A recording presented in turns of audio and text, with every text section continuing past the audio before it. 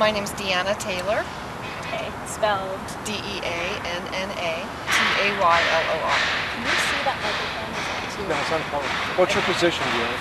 I am the co-coordinator of the Green Party of Utah and founder of Utahns for McKinney. Alright, well, first I wanted to ask, well, you're with the Green Party, why are you filing here as an independent candidate? That's because of Utah state law, and I think Deanna could probably explain a little bit more about the convolutions of the law. Well, while we're on this subject, why don't you do that and then I'll come back with another question.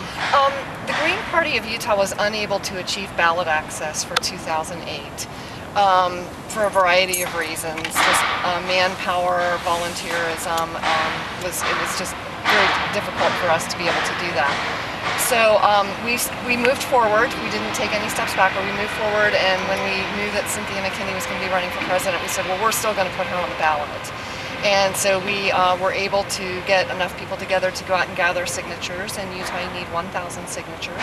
And we will be submitting our last batch of certified signatures today to the elections office. And Cynthia is here to file for that office of President of the United States. We're so excited to have her here with us today. And that's why she's filing as an unaffiliated candidate. On the ballot, it will say Green Party. It just won't count towards any party monies or anything that we would normally get from the state. Now that's amazing to me, because the Green Party has over 200 elected officials. And so why is it so difficult for the Green Party to gain ballot access in state after state after state? The reason is because the system is structured in such a way as to deny voters choice. In a republic such as ours, that is an abomination. Now this is one of the most Republican states in the nation, if not the most Republican state in the nation. Why make an effort to fly out here and get on the ballot when it's probably not going to amount to many votes in such a single party dominated state? Because we believe in our country. And we believe in the value of participating in the political process. We participate in politics because we want our values reflected in public policy. And to the extent that we can provide voters choice so that the voters can vote their values, then our system is much stronger and our country is much stronger. Now, you used to be a Democrat and you left the party because you said it doesn't represent your values anymore. What was it that the Green Party offered that was closer aligned to your personal values? The Green Party basically operates on 4 pillars and 10 key values that include grassroots democracy, environmental wisdom. Of course, as we look around, we know that we have to have environmental wisdom, as our planet is even going through changes that we don't fully understand. At the same time, social justice is one of the 10 key values and one of the 4 pillars. And we need social justice.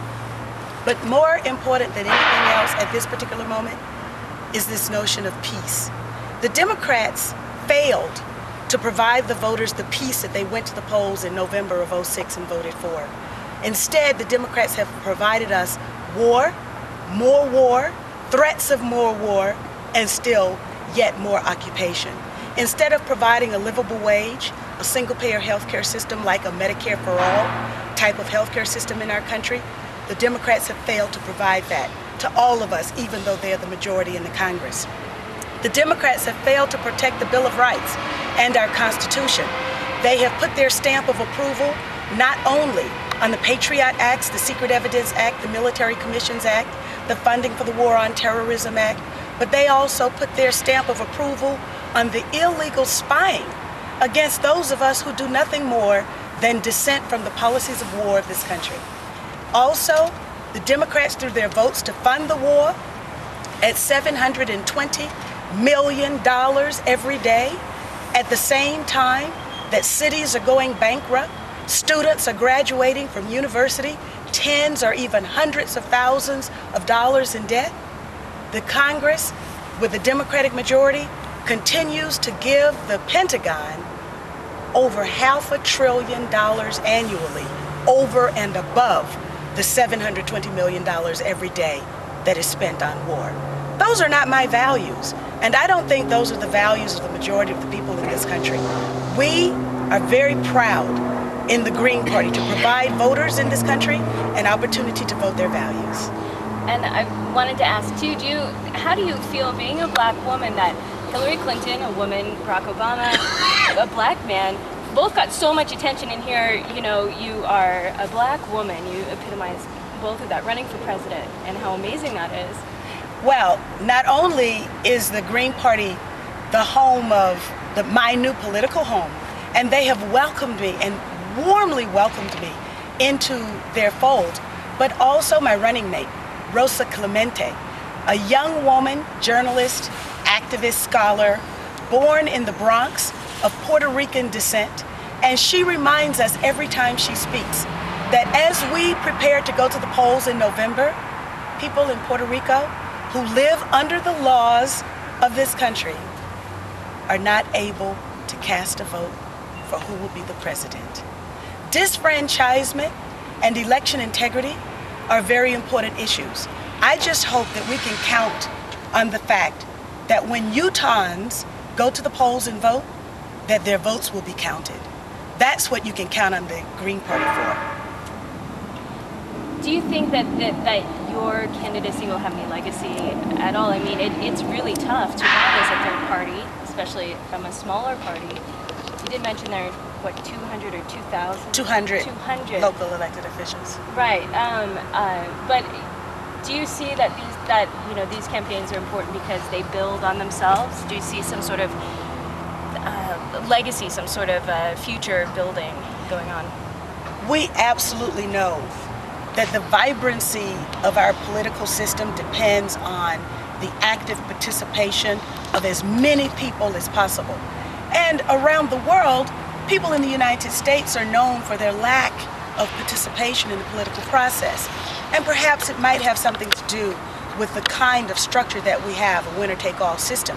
That same system has been rejected by new democracies in other parts of the world. However, we also recognize that through my example of walking away from the Democratic Party because the Democratic Party failed to represent my values, we recognize that when 85% of the people of this country understand that this country is on the wrong track, that they also are going to be looking for alternatives. We've already felt it. We felt it in young people who have never, ever voted before, who have now registered green, and people can find their endorsements on the internet, for YouTube, on our website, runcynthiarun.org. We invite people to visit our website to see where I'm going, to see what we're doing, to see where we're speaking, to participate in every aspect of our journey, which is to kickstart the movement of dissent from the policies of the Democratic Congress and of the Republican administration that promote war, that promote social injustice, that promote a lack of economic opportunity, and that fail to represent and provide democracy for all of us. Yeah, and finally, probably my last question, I'll pass it off. I wanted to ask what your specific campaign promises, I guess, for Utah. Anything that you think would pertain to life here in Utah that you would bring if you were elected president? First of all, I would bring peace. And I know that the majority of people in Utah, as around our country, would much rather have peace than an economy based on war crimes, torture, crimes against humanity, rendition. These are the crimes now that the Democratic Party has associated itself with of the Bush administration. Election integrity. We want to make sure not only that everyone who has the right to vote in this country actually casts a vote, but we also want to make sure that after they cast their votes, that their votes are counted. Okay, thank you so much.